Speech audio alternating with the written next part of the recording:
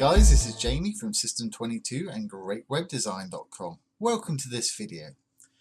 In this video we're going to be using Google Chrome's inspector to hack into the CSS of websites to change it. Obviously I'm using Google Chrome here, and if you don't have it, download it and install it. You'll be able to follow along a lot more easily with this video. So what can we actually do with this? Well, we can have a lot of fun with it for a start. So if we go to a website like CNN, and well, this will do right here.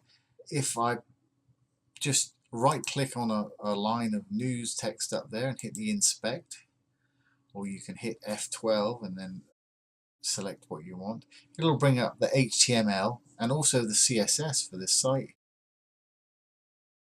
And if I right click on that bit of text there and edit as HTML, I can put in my own text.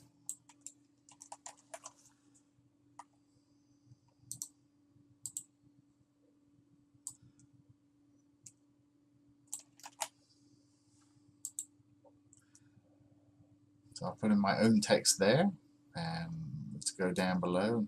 Again, if you just right click and hit inspect, we can edit this section as well.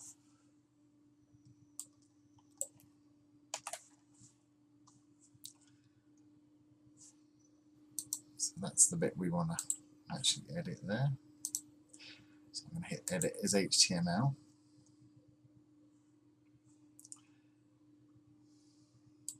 And I'll put my own text in here as well. Make it say what I want it to say, not what they want it to say.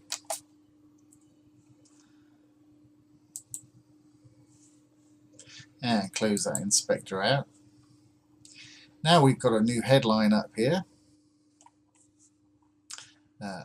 President Trump to go on tour with a new rock band. And President Donald Trump has decided to front a new rock band called White House. Well known for his shredding guitar solos, he's about to embark on his first world tour on Air Force One. Well, you might say to yourself, what good is that? Not much good at all, really. I mean, you could take a screenshot of it and post it on your Facebook and do some fake news. But that's not what this is all about, and I don't recommend you do that, guys, really, because this isn't going to stay there. The only person that can see this is you. Once you hit that refresh button, that's going to disappear and go back to how it was. But what this is really good for is editing CSS on your website. Say you're building a website and you want to test out some different styles with it without writing it and going through all the process first. You can just do the same thing. Go and inspect your element, whichever thing you want to change there. And here's the CSS over here. Let's change the background color to red. Let's perhaps change the size of this font here. Font size.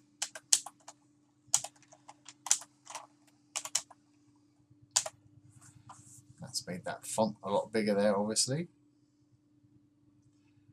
And if you want to, again, if you hit that refresh button, it's going to change it back to how it was. But if you want to keep it there, all you need to do is copy that bit of CSS that you've changed and go to your style sheet. In this one, we're actually using the Divi theme. Down to your custom CSS. I'll just put it in the top here because I'm not going to keep it. And paste what you've just done in there into your style sheet. We changed that background to red, didn't we?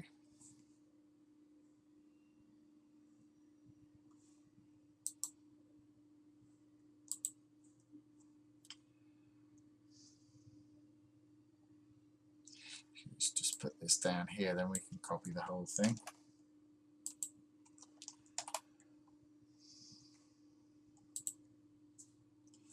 And I'll copy all this. That's the actual element there.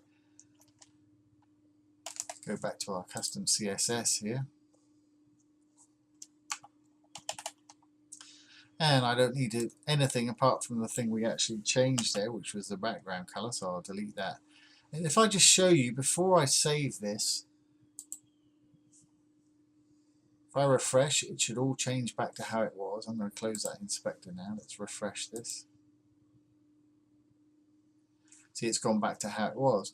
Now if I go here and save those changes, and back to the site, and refresh, it should change back to red with that large font size. Okay, well the font size changed. I guess we need to put an important in front of that red there.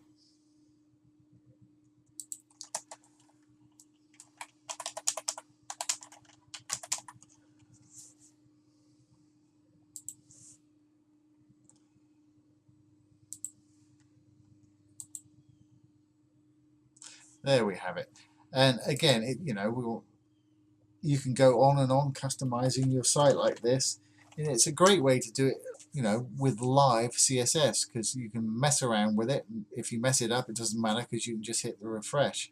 Then when you decide that you've actually got something that you want to use, you can copy it over to your style sheet. And this not only works for WordPress. Obviously, if you're doing custom CSS with a WordPress theme, quite often you're going to want to create a child theme so that your CSS doesn't get overwritten when the theme gets updated. This is a Bootstrap theme, and again you can do exactly the same thing.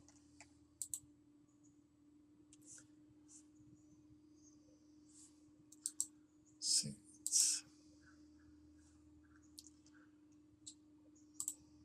make that red again, just to show you. I've just selected the nav bar there. Now we're giving it a red background. Again, just copy that. This time, because it's a CSS, because it's a Bootstrap site, we're going to copy that into our style sheet, which I've got one up here in my brackets. I'll just put it down the bottom there. There's a new stuff we put in. I'm going to get rid of anything I didn't change because we don't need it. And hit save. Now when I refresh, hopefully that will stay red. We might have to put the, there we go, that's fine. And if we want to change the background color of that to green, say,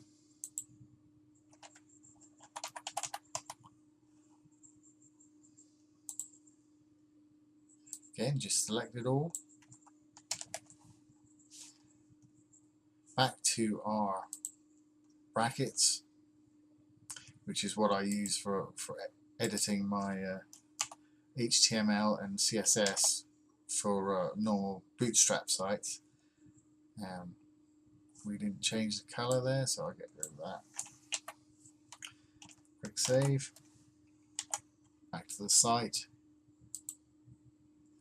And again, that stayed the same there. Let's make that font a little larger again, which is there.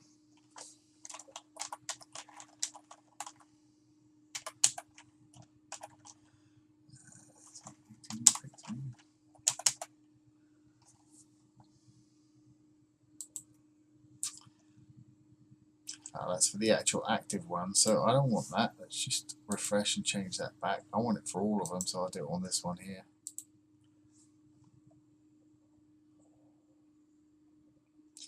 There it is.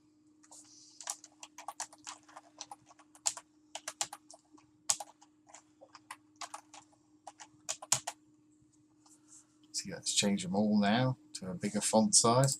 Again, just select and copy. Back to our bracket software. I'll put a link below to the bracket software should anybody want it. It's a fantastic free editor and it's really useful. Save. Refresh. Yep, that stayed the same there. Now on hover, we want that to be green as well. So if I just inspect that one, and then I hit the little hover tab right here. There we go. And I just need to select that to green. whatever colour you happen to want to make it.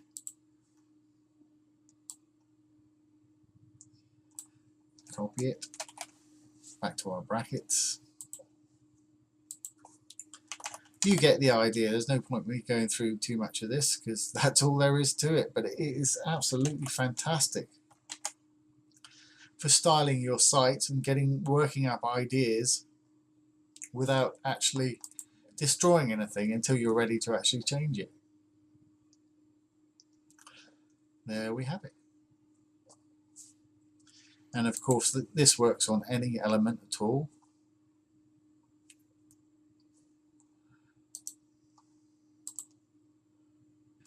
Make that font bigger as well.